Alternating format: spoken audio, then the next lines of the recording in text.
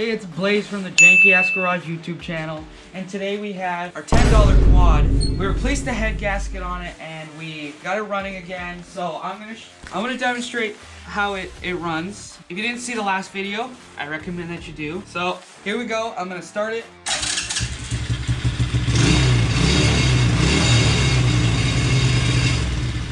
So as you can see, it did start. So we got it running, and I mean, today we're gonna fix the bodywork on this thing. So if you take a look here, the bodywork just breaks off, so that's not very good for us. And also, if you come around the front here, you can see that it has headlights that I'm gonna turn them on here.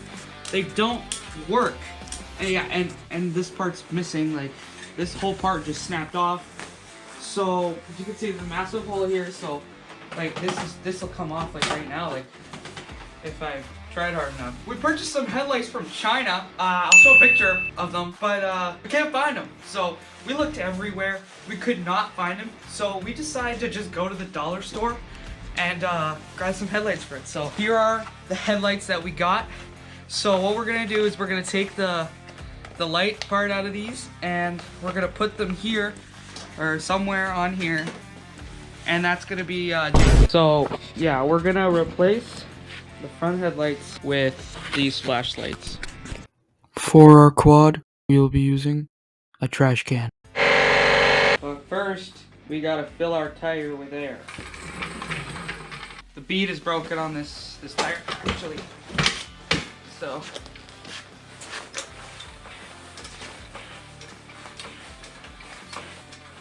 some people reseat the beads on their tires using lighter fluid, and then they light it up, there's an explosion, and the tire reseats itself and it blows it up. I don't feel like blowing anything up today, so we're going to use a different trick that works on small tires. We're going to use a ratchet strap. as you can see, the bead is separated on the tire. The premise of what we're going to do here is we need to squish the tire out so it seats the sidewall onto the bead of the rim and forms a seal, and then we're going to inject some air into it. Not a lot of air, just a little bit of air, maybe like 10 psi or something, because we don't want to bust the strap. Once that's seated, we should be able to correctly inflate the tire. So we're going to take the strap. So we're going to do, once we have this in place, we're going to tighten it. It's going to be in the center so that it squishes the tire outwards and forms a bead. Now what we're going to do, we're going to take our compressor. Right now we have about 60 psi available. We're not going to use that much. Shoot a little bit of air into the tire, probably about 10 psi or so. Is it filling up? I think so. Okay, and we have about 10 psi, as you can see from the dial. The reason we don't want to put any more than that, take this strap off, because this is under pressure now. It's going to come off with a bit of a vengeance. As you can see, it comes off with a pop. We now have pressure in the tire. We're going to put this up to about 20 psi, 25.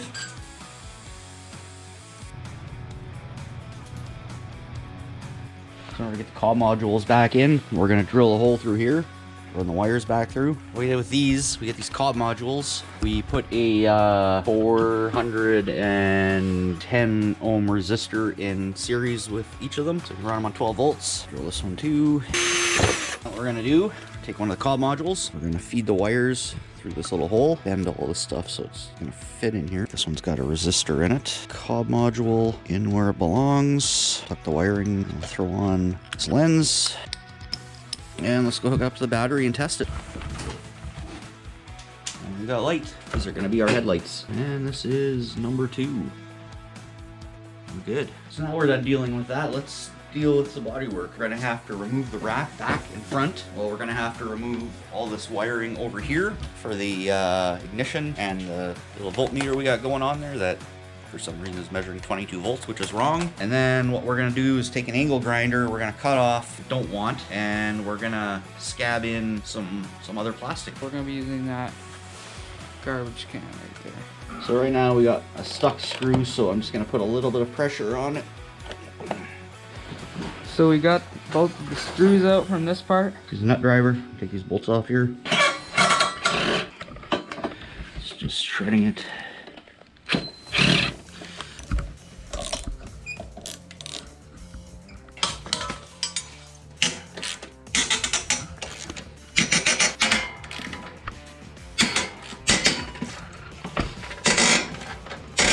right, we got our racks off. So there's the rack we just took off. There's our license plate. Okay, before we go too far, we have to remove all this electrical, the ignition switch, and our little voltmeter we have here. Since everything just breaks, we're just gonna break it out, just leave it hanging. So now we're gonna take the angle grinder to this.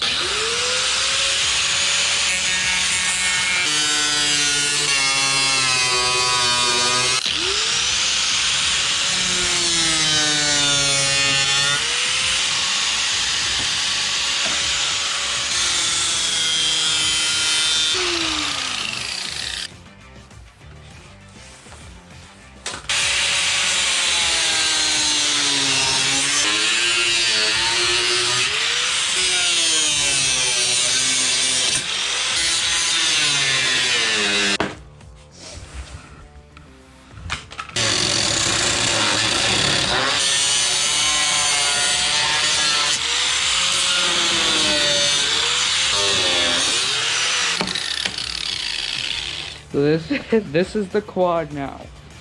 So we removed fenders and the front fenders, well, what was left of them. We removed the racks and we removed the other light that was there. This is the garbage can that we're gonna use to form our fenders. As you can see, there's a hole in it. We're gonna chop this garbage can up. Before we do that, we're gonna thank it for its service. Thank you, garbage can, for your faithful service. You're about to be repurposed.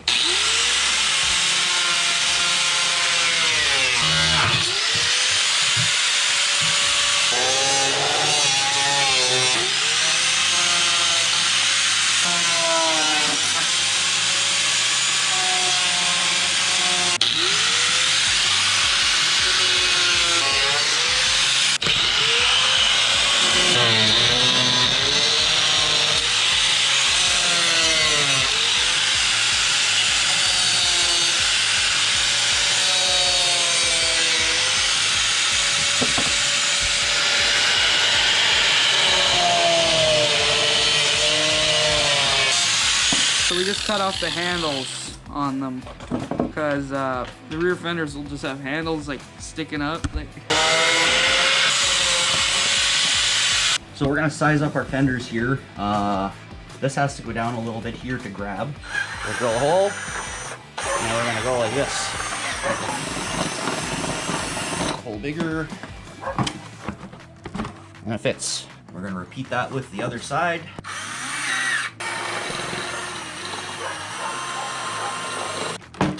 And it fits. I mean, it's janky, but it's not gonna look too bad. We're just sizing up the fenders here, trying to see how we're gonna attach it. We're gonna have to trim around where the muffler is so we don't melt the fender.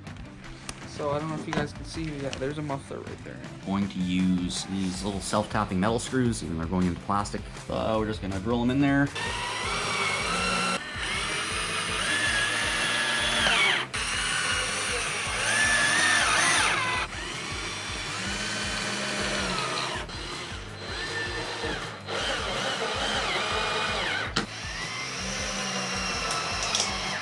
There's gonna be less attachment points along the back.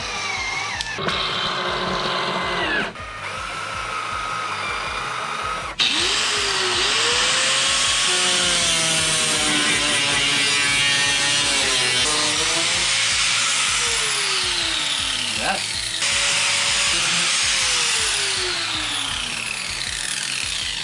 So we're going to disconnect this wiring harness here for the ignition switch. So just a little tab that comes out.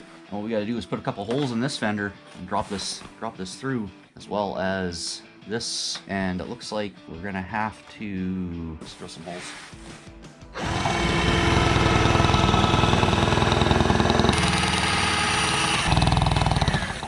That's pretty much perfect for this thing. So we have our ignition, and we will put our voltmeter over here.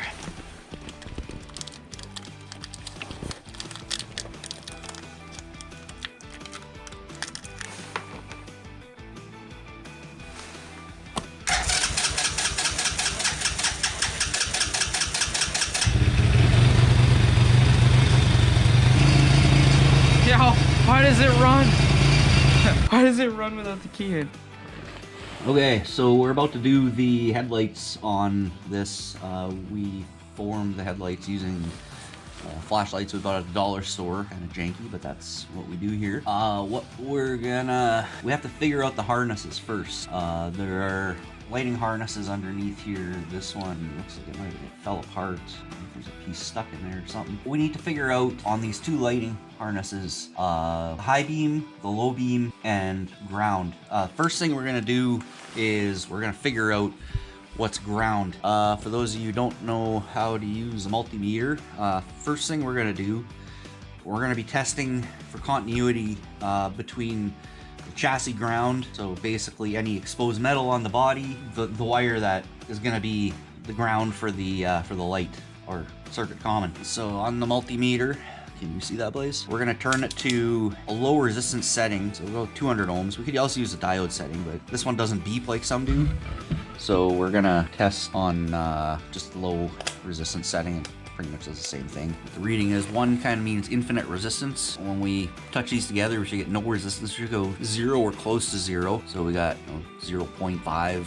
Should be closer to 0 than that, but whatever. It's an old meter. We are going to touch one of the probes to that. Actually, I'm gonna see if I can just somehow attach the probe to that. Hopefully that stays.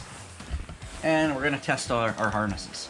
I'm thinking it's gonna be the green, because green's the color of ground on this thing. So we're gonna go to green, which is a middle wire, and we get very low resistance. We're gonna test the other ones here just to see if we get anything. We get nothing. Test second harness.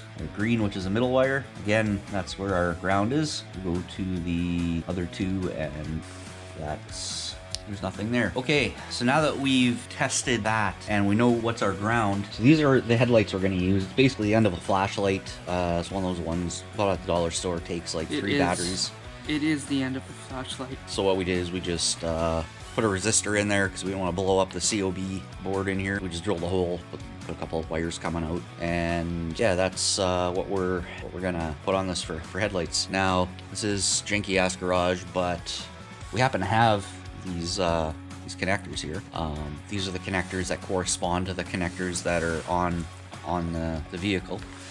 So what we're gonna do is we're gonna crimp these little ends on.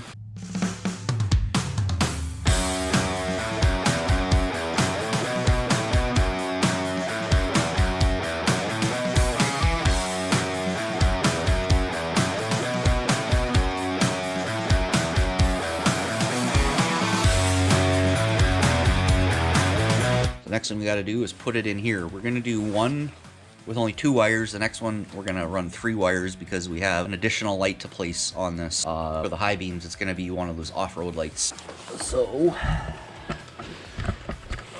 just going to figure out which direction this has to go. White we said was low beam, right? White was low, blue was high beam. So what we're going to do is we're going to insert these. You just have to push them in, and they kind of lock into place. Figure out where they go. So there's a little clicky thing in there that locks it in. So right now I got the common in there. It's in the middle, so it's hard to screw up. And we will do our low beam wire here. That in there.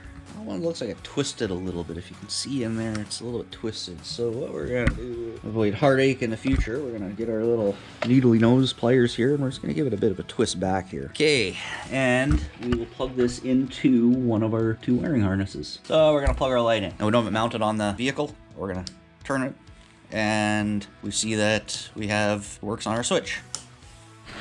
So we have this power cord here, and well, we needed a piece of wire, and it was attached to something that we're never going to use and is broken anyway. So all we're going to do is we're going to cut off the end, and now we got a perfectly good piece of wire. So we're going to use this wire that we liberated from a device that we didn't really need anymore. When we took it apart, it was an AC power cord, non-polarized. It's not color-coded. So what we're going to do, I mean, we have a 50-50 chance of getting it right. We're gonna hook it up to our off-road light here, and once we have it hooked up, we're gonna just test it on our battery here. But it's light-emitting diodes. It's gonna work one way and only one way. It won't work reverse polarity. So if we hook it up and it turns on, then we got it right. We know which one's red, which one's black. We'll mark it with a piece of tape or something. If it doesn't light up, then we know we got it wrong. We'll just flip her around. So we're just gonna strip these wires a little bit so I can make a connection.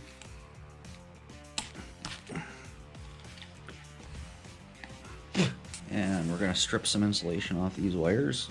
Hook up point. These are very thin wires. I can't believe these are AC connection wires. It's Chinese manufacturing for you. So we need to figure out what's positive and what's negative on these wires again. Yeah, so we did tape it. Okay, so what we're gonna do, we're gonna use our little battery charger here. We're going to clip negative on one side, so just pick a side, doesn't matter which one, and we'll put the positive on the other side. If it lights up, we got it right. And it does not light up. And we know what positive is now. Negative.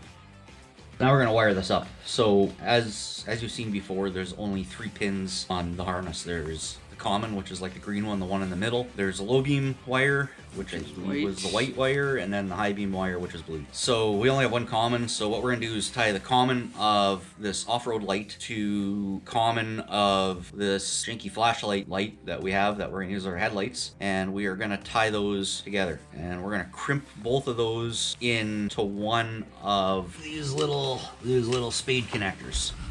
And we will fold one side over, other side over, crunch with the back of the pliers, and then we will fold over the stress relief. Likewise for the high beam wire. This wire is pretty small, so what I am going to do with this wire, I'm going to fold it over. Fold over one of the 2 ears, fold over the other ear, so thin it doesn't even want to crunch. I'll have to crunch it up here. That should be okay. Okay, and now the only one we have left is the low beam wire. It's gonna be same as the other one. We are gonna mount these lights. Routing the wires, we have to be considerate of when we're doing this. Okay, so what we're gonna do is we're going to mount these little lights right here and over here. This light we're gonna mount in here because it's kind of useless, wasted space anyway. And yeah, we're just gonna run the wiring back through here. We're gonna have to secure it so it doesn't interfere with the suspension or anything else. And yeah, let's get started. So we're gonna use zip ties for this. We've got a whole bag of 60 of them. We won't need 60 of them. I'm sure we'll have more for another project. We'll grab a couple of these bad boys. What we're gonna do, we're gonna do this side first just because it's a little bit more complex. The wiring's gonna come up under here. It's gonna go back that way underneath the quad.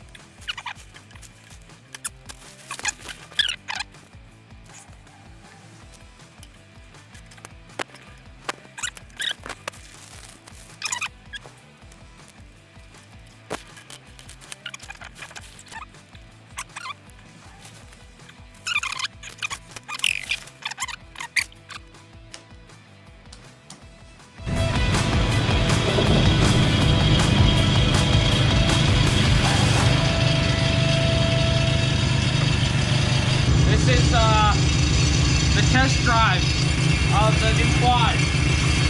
So as you can see, we cut off these side parts too, down here and in front here. We got our high beam, we got that, and yeah, I'm gonna ride it now. And this backlight works again, so that's good. Let's go.